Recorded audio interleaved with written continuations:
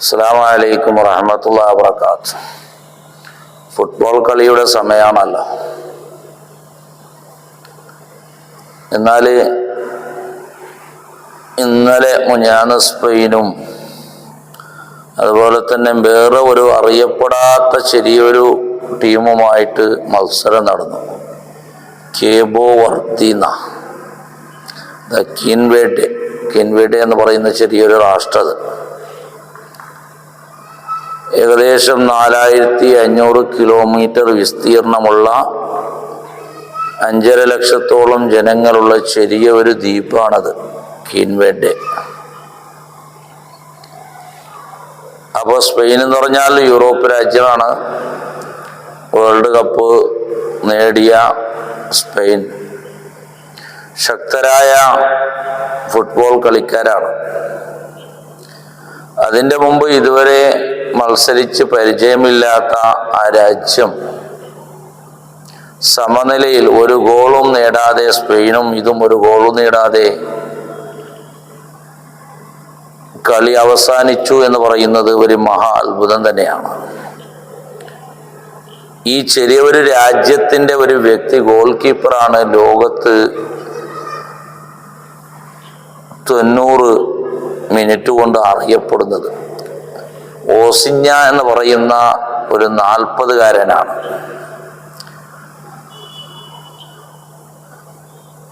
അദ്ദേഹം സ്പെയിനിൻ്റെ 7 ഗോളുകൾ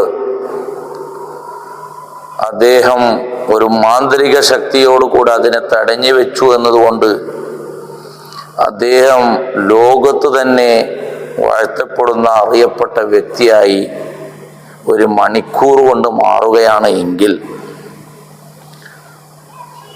ഞാൻ പറയുന്നത് കളിനെ സംബന്ധിച്ചല്ല, മറിച്ച് അമേരിക്കയും ഇറാനും യുദ്ധം നടക്കുമ്പോൾ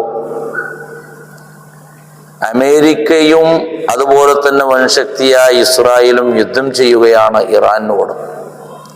ഇറാന് ഇക്കാലം തന്നെ സപ്പോർട്ടില്ല. ഇസ്രായേലിൻ്റെയും അമേരിക്കൻ്റെയും 1/3 ശക്തി പോലും ഇല്ലാത്ത ഇറാൻ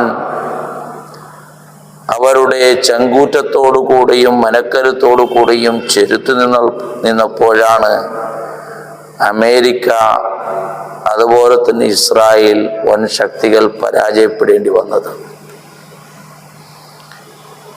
എന്നതുപോലെ ഞാൻ മനസ്സിലാക്കുന്നത് സ്പെയിനും അതിൻ്റെ കിൻവേഡെ എന്ന് പറയുന്ന രാഷ്ട്രവും തമ്മിൽ ചെറിയ ഒരു രാഷ്ട്രമാണ്, പരിചയം പോലുമില്ല. പക്ഷെ അതിൻ്റെ ഓസിഞ്ഞ എന്ന് പറയുന്ന ശക്തനായ കീപ്പർ അവരുടെ സ്പെയിനിൻ്റെ ശക്തിയെ പ്രതിരോധിക്കുകയും ചങ്കൂറ്റത്തോടു കൂടെ മനക്കരുത്തോടു കൂടെ 40-കാരൻ ഉറച്ചു നിന്നപ്പോൾ അവരെ പരാജയപ്പെടുത്താൻ സാധിച്ചു എന്ന് പറയുകയാണെങ്കിൽ അവിടെയാണ് നാം മനസ്സിലാക്കേണ്ടത്. സമ്പത്ത് ശക്തിയല്ല ഒരാളുടെ വിജയപരാജയം നിർണയിക്കുക.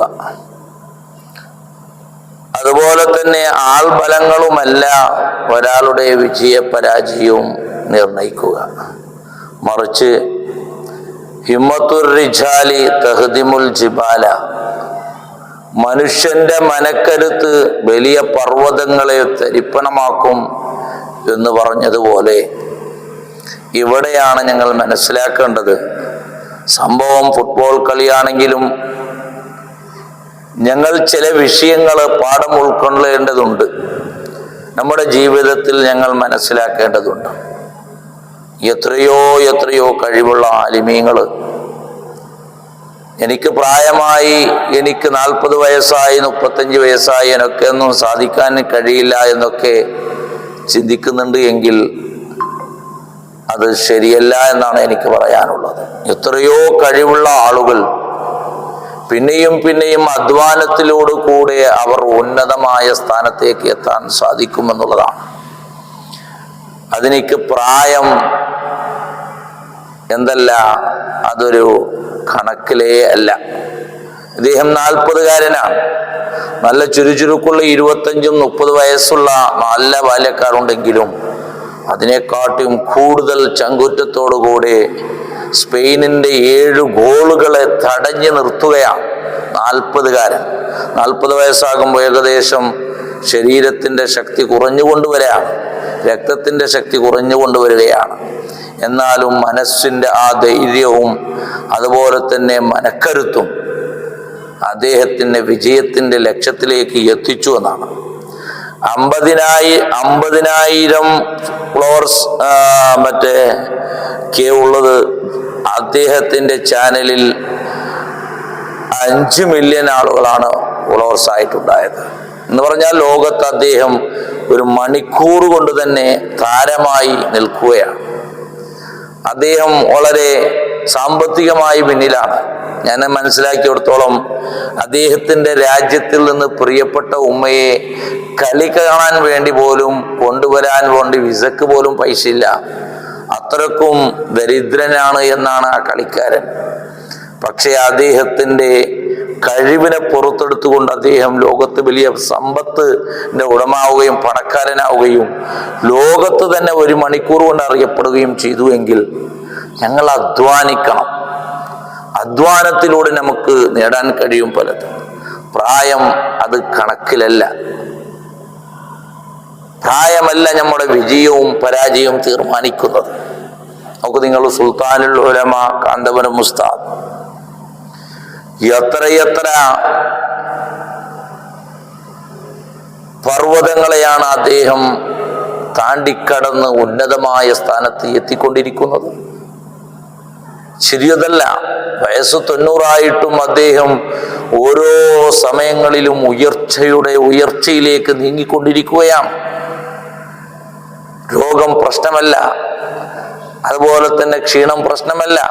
അദ്ദേഹത്തിൻ്റെ മനക്കരുത്താണ് ഉന്നതമായ സ്ഥാനത്തിലേക്ക് സുൽത്താനുൽ ഉലമയെ കൊണ്ടുപോകുന്നുണ്ട്. എങ്കിൽ അവിടെയാണ് നാം മനസ്സിലാക്കേണ്ടത്, ഒരുപാട് കഴിവുകളുള്ള ആലിമീങ്ങൾ, ഒരുപാട് കഴിവുകളുള്ള ഉമറാക്കൾ, അവരൊക്കെയും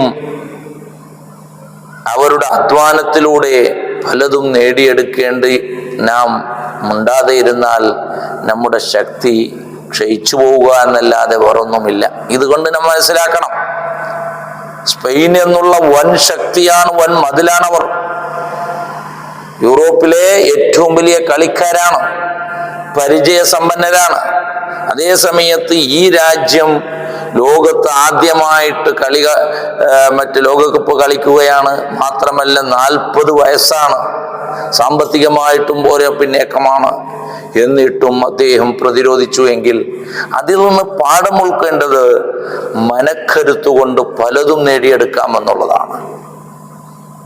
ഞാനിതിവിടെ കളിനെ പ്രോത്സാഹിപ്പിച്ചുകൊണ്ടല്ല ഞാൻ സംസാരിച്ചത്, മറിച്ച് ചിലതിനെ നോക്കിക്കൊണ്ട് നമുക്ക് പഠിക്കാനും മനസ്സിലാക്കാനും പാഠം ഉൾക്കേണ്ടതും ഉണ്ട് എന്ന നിലക്കാണ് ഈ വിഷയം ഞാൻ പറഞ്ഞത്.